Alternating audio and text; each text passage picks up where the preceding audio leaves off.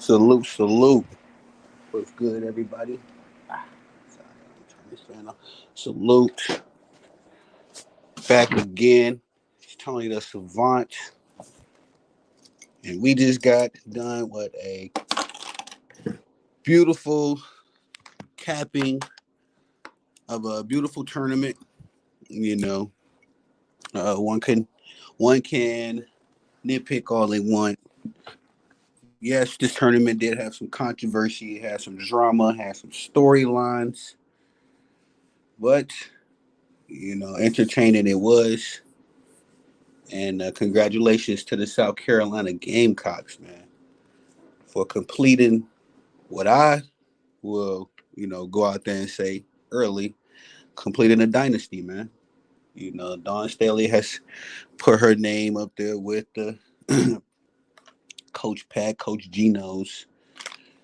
She's put she's put South Carolina in the same realm with the Yukons and Tennessees. You want those Stanford? I wouldn't say Stanford had a dynasty, but they've always had a good women's basketball program. But with this dynasty, it definitely propelled South Carolina into that atmosphere as one of the superior women's basketball programs. And congratulations to them. And I kind of just want to go through this game a little bit, if it's all right for y'all, as the game did end with a perfect season, 38-0 for the South Carolina Gamecocks. I mean, what can we say, man? This was a story season for them, coming in with essentially a totally new team. The X Factor, who would have known Tessa Johnson, the rookie, the freshman, who I think played a big factor in today's game, offsetting a lot of what Caitlin Clark was doing offensively. Also, uh, just being in the mix, being a passed on defense. Shout out to Ashley Watkins. She was just very crucial down the stretch, looking like Kawhi Leonard out there on defense for a little minute. Uh, and just a total team effort. But as you can see on the screen, 87-75. And this game was essentially a done data, towards about 2.5, 3 minutes down the stretch.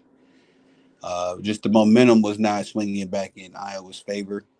And they were just making costly plays, costly defensive errors, defensive defensive error, yes. Uh, and not hitting the shots. Caitlin was able to hit a few shots throughout the game, but South Carolina did to Caitlin what I thought UConn was going to do to Caitlin, in the sense of making her uncomfortable, making her work for a shot. Today was probably the hardest I ever seen Caitlin Clark work on offense, and whatever. Shout out to Raven Johnson too.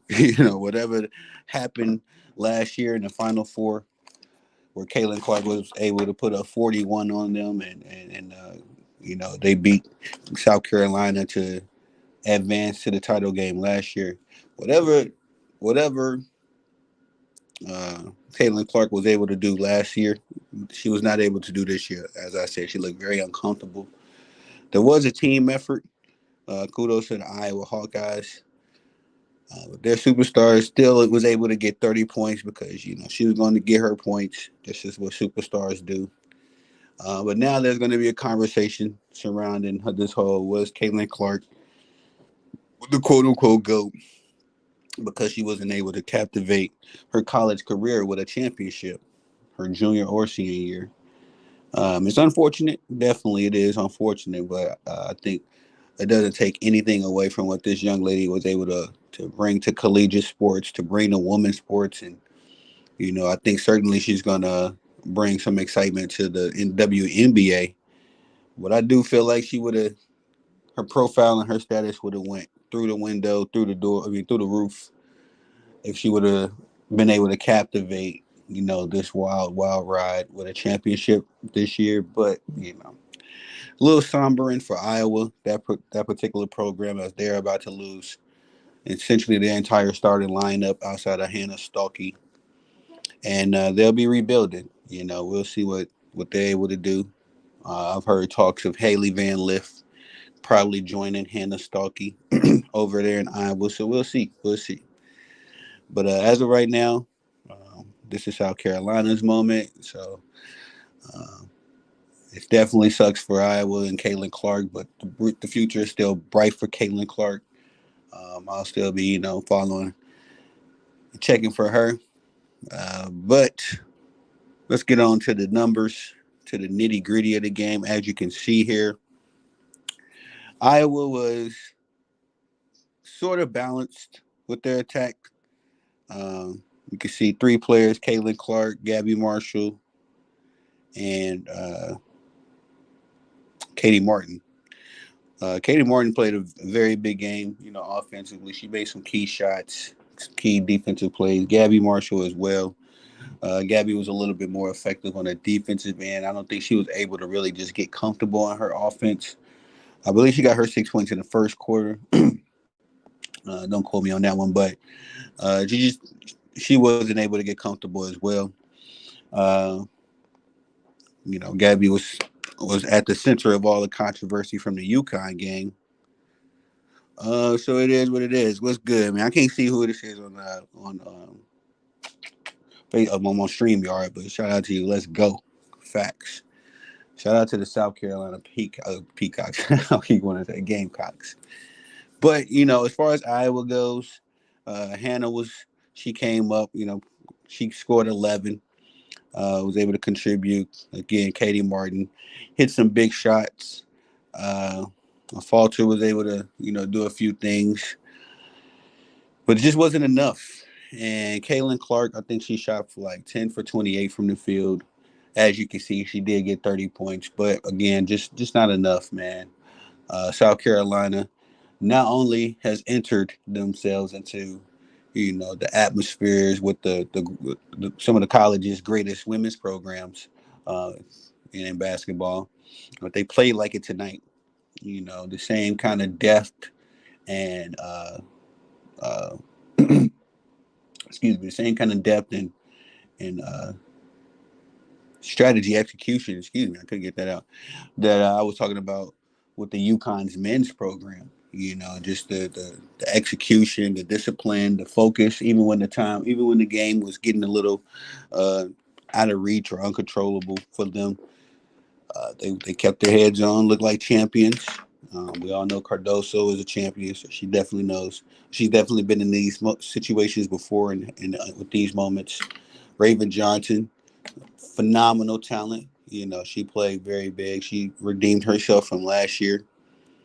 And then, of course, the young lady, Tessa Johnson. Maybe we should let me pull up their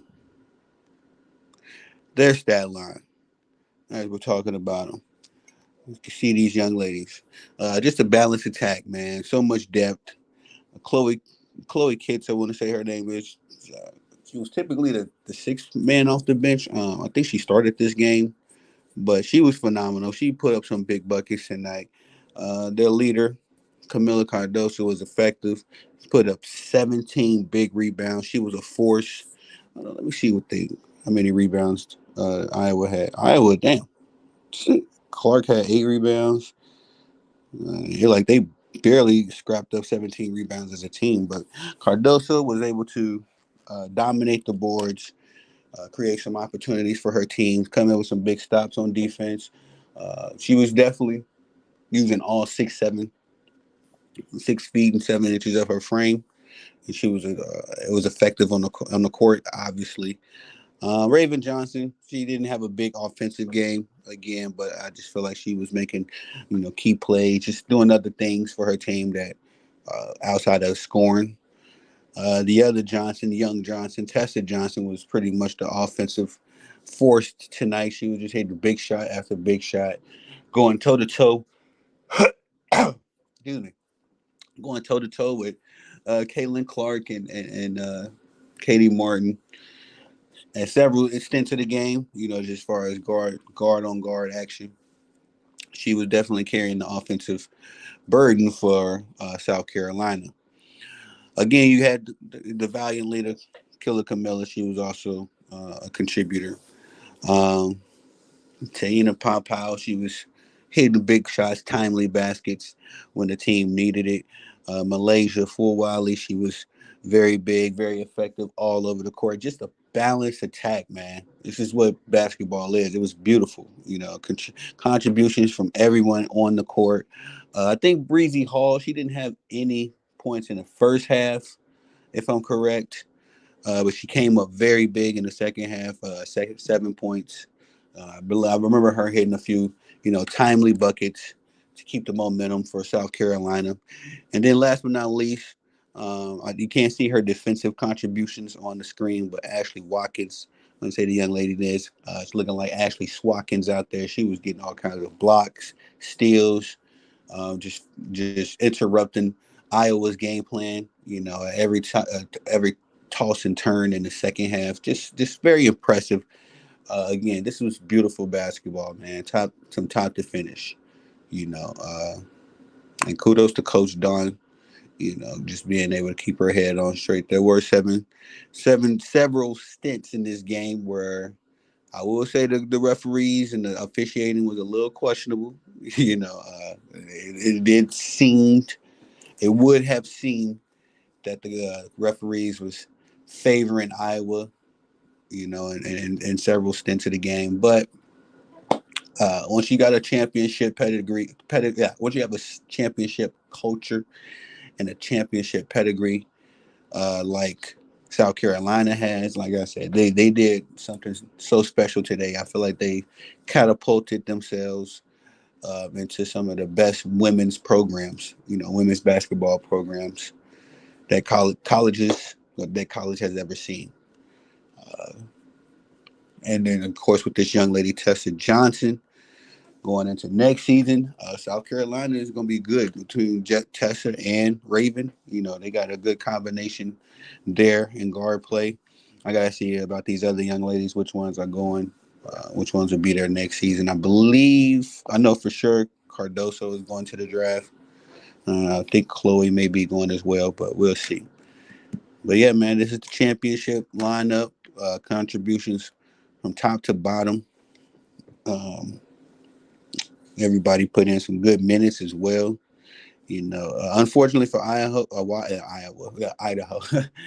Iowa, they were getting big contributions, but as you can see, the minutes are really telltelling. You're just talking about fatigue probably coming into play.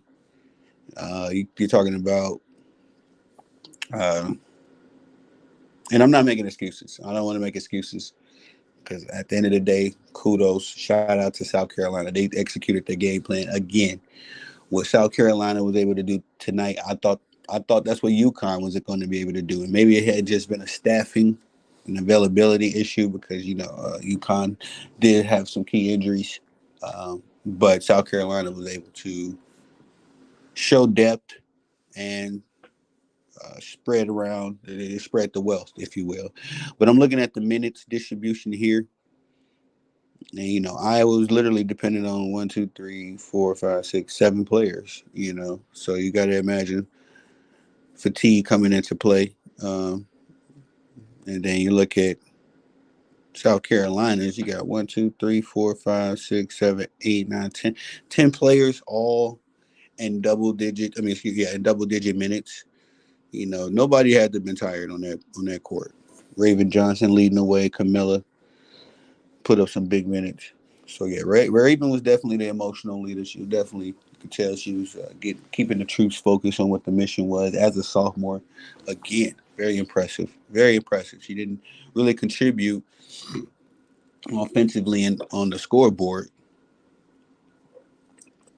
but if you watch the game, you seen that she was keeping the team on mission and on task. As far as the teams, just wanted to show the actual the stats of the game. Offensive rebounds. That's all Camilla right there, man. That's all Camilla. You know what I mean? Just 18 rebounds to 7 in the offensive category. That's a game changer. Total rebounds. Goodness gracious. The Iowa Hawkeyes were out rebounded by, what is that, 22 rebounds? Goodness gracious, man. 22 rebounds is a game changer. You considering that 22 rebounds is all of the defensive rebounds Iowa had. Um, Everything else, again, those steals and those blocks was essentially all Ashley Watkins, and some contributions from Camilla as well. But Ashley just came in the second half, shutting things down. I wish I could have got a half to half. Maybe we'll break down this game a little further in the future. But I'm getting some research done for the men's tournament, the men's championship game, which is going down tomorrow. I will say that the South Carolina Gamecocks, man, for next season, I mean, I know Camilla will be gone. And I was like, Camilla will be gone, a few others. Like I said, I got to see who's in what class. But yeah, them free throws at the end of the game, man, Iowa could have easily, if they was hitting a few more shots, Iowa could have easily got back in it and won this game simply because South Carolina could not hit free throws. It was egregious. It was atrocious. You know what I mean? And for me personally, maybe just because I'm a basketball player, I can definitely understand it because even when I was in high school, I think I was just about an 80%, low 80s percent kind of shooter, but still, that's 8 out of 10. You know what I mean? Like, as a basketball player, you got to at least hit that many, man. And mainly, you want to be efficient, proficient shooting free throws because, down the stretch, South Carolina could have ended this game long before it actually ended, So, as you can see, that was essentially the major statistical difference. It was, as far as the advantages go for Iowa, was the free throw percentage. Everything else pretty much turned out in South Carolina's favor. And again, kudos to them. Champions again 3 times out of 4 years. And getting revenge on the one person, on the team and the star player that prevented them from their three-peat hopes. Because who's to say? I don't know. I think with the team that they had last year, they could have beat LSU. That's always gonna be one of those what ifs. But unfortunately, like I said, I'm gonna have another video coming. We're gonna talk about Caitlin Clark, what this does for her legacy, where are we moving, where we going for. For me personally, I was enjoying the Caitlin Clark ride, and I thought that this championship would have done great for her status, her profile, women's sports, her capping her college career with a championship. But it is what it is. We'll see what happens. We'll see what the conversation is tomorrow or later on concerning this event. But like I said, we get back to the lab and start getting this live ready for the men's sports as their championship is tomorrow. So I want to get my presentation just right for that. It is your boy Tony the Savant.